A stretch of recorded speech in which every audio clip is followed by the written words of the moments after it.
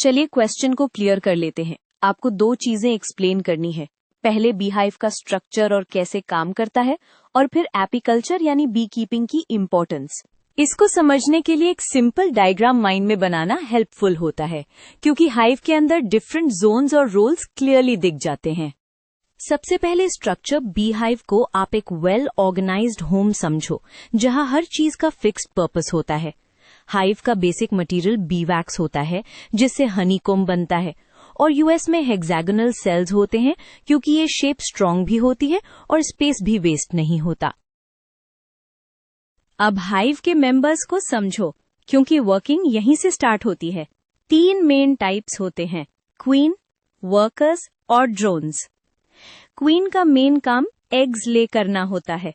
Workers basically management team होती है, जो ऑलमोस्ट सारे टास्क्स करती है, और ड्रोन्स का मेन रोल क्वीन के साथ मेटिंग होता है। चलिए वर्किंग को step by step life cycle के साथ कनेक्ट करते हैं।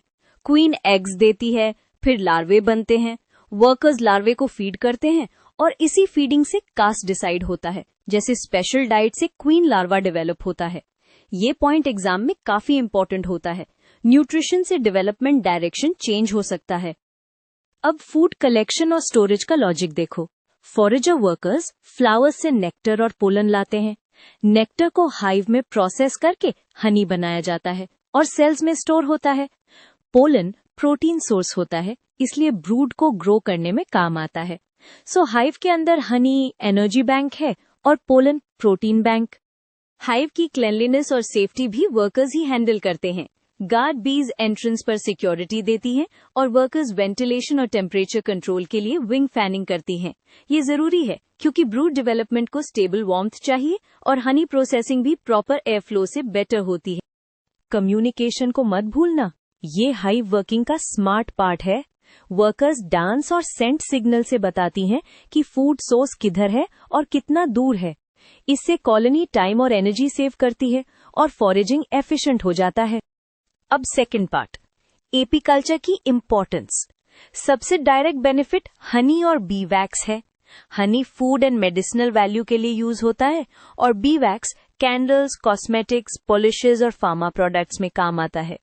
ये पॉइंट्स आप शॉर्ट बुलेट्स में लिखोगे तो आंसर स्ट्रांग लगेगा। सबसे बड़ा इकोलॉजिकल बेनिफिट होता है पॉलिनेशन।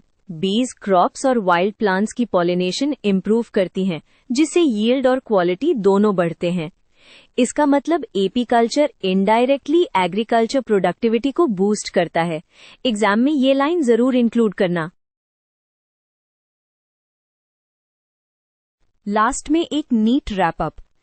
एपीकल्चर रूरल डेवलपमेंट के लिए भी हेल्पफुल है, लो इन्वेस्टमेंट में स्टार्ट हो सकता है और फार्मर्स को एडिशनल इनकम मिलती है। साथ ही एनवायरनमेंट के लिए भी पॉजिटिव है, क्योंकि पॉलिनेशन नेटवर्क स्ट्रांग होते हैं। बस आपका आंसर कंप्लीट और बैलेंस्ड हो जाता है।